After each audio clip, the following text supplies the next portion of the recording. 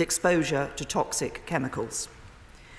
And based on our assessment, we do not think that these reports could be falsified on this scale. Furthermore, Mr. Speaker, the Syrian regime has reportedly been attempting to conceal the evidence by searching evacuees from Douma to ensure samples are not being smuggled from this area.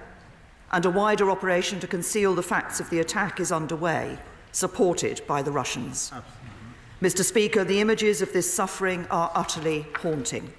Innocent families, seeking shelter in underground bunkers, found dead with foam in their mouths, burns to their eyes, and their bodies surrounded by a chlorine-like odour. Children gasping for life as chemicals choked their lungs. The fact that such an atrocity can take place in our world today is a stain on our humanity. And we are clear about who is responsible. A significant body of information, including intelligence, indicates the Syrian regime is responsible for this latest attack. Open source accounts state that barrel bombs were used to deliver the chemicals. Barrel bombs are usually delivered by helicopters.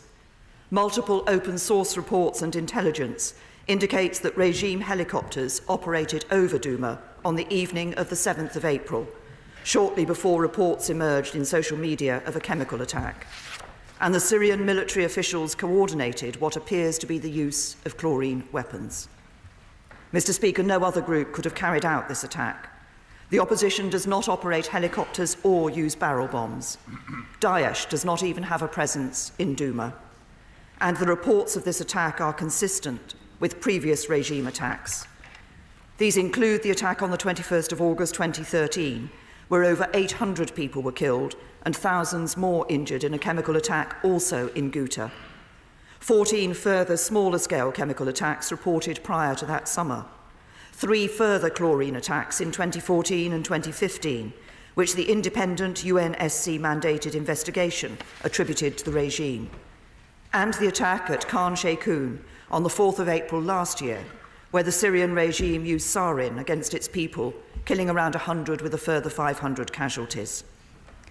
Based on the regime's persistent pattern of behaviour and the cumulative analysis of specific incidents, we judged it highly likely that the Syrian regime had continued to use chemical weapons on at least 4 occasions since the attack in Khan Sheikhoun, and we judged that they would have continued to do so.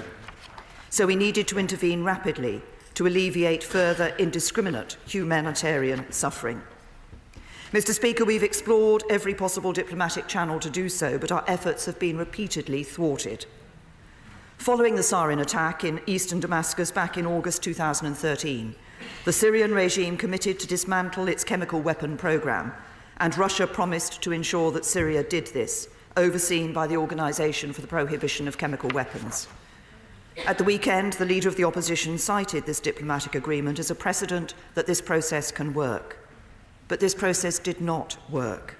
It did not eradicate the chemical weapons capability of the Syrian regime, with only last month the OPCW finding that Syria's declaration of its former chemical weapons programme is incomplete. And as I've already set out, it did not stop the Syrian regime from carrying out the most abhorrent atrocities using these weapons. Furthermore, on each occasion when we have seen every sign of chemical weapons being used, Russia has blocked any attempt to hold the perpetrators to account at the UN Security Council, with 6 such vetoes since the start of 2017. And just last week, Russia blocked a UN resolution that would have established an independent investigation able to determine responsibility for this latest attack. So regrettably, we had no choice but to conclude that diplomatic action on its own is not going to work. The leader of the opposition has said that he can only countenance involvement in Syria if there is UN authority behind it. The House should be clear. That would mean a Russian veto on our foreign policy. When the Cabinet met on Thursday, we considered the advice of the Attorney General. Based on this advice, we agreed that it was not just morally right, but also legally right to take military action, together with our closest allies, to alleviate further humanitarian suffering. This was not about intervening in a civil war, and it was not about regime change. It was about a limited, targeted and effective strike that sought to alleviate the humanitarian suffering of the Syrian people, by degrading the Syrian regime's chemical weapons capability and deterring their use. And we have published the legal basis for this action. It required 3 conditions to be met. First, there must be convincing evidence generally accepted by the international community as a whole of extreme humanitarian distress on a large scale, requiring immediate and urgent relief. Second, it must be objectively clear that there is no practicable alternative to the use of force if lives are to be saved. And third, the proposed use of force must be necessary and proportionate to the aim of relief of humanitarian suffering and must be strictly limited in time and in scope to this aim. These are the same 3 criteria used as the legal justification for the UK's role in the NATO intervention in Kosovo.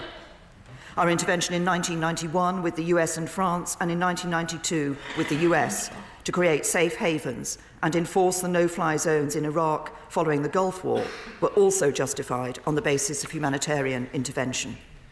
So governments of all colours have long considered that military action on an exceptional basis, where necessary and proportionate, and as a last resort to avert an overwhelming humanitarian catastrophe, is permissible under international law. Mr. Speaker, I've set out why we are convinced by the evidence and why there was no practicable alternative. Let me set out how this military response was also proportionate. This was a limited, targeted and effective strike that would significantly degrade Syrian chemical weapons capabilities and deter their future use, and with clear boundaries that expressly sought to avoid escalation and did everything possible to prevent civilian casualties. As a result, the coordinated actions of the US, UK and France were successfully and specifically targeted at 3 sites. Contrary to what the Leader of the Opposition said at the weekend, these were not empty buildings. The first was the Baza branch of the Scientific Studies and Research Centre in northern Damascus. This was a centre for the research and development of Syria's chemical and biological programme. It was hit by 57 American TLAMs and 19 American JASSMs. The second site was the Him Shinzar chemical weapons bunkers, 15 miles west of the city of Homs, which contained both a chemical weapons equipment and storage facility and an important command post. These were successfully hit by 7 French Scalp cruise missiles. And the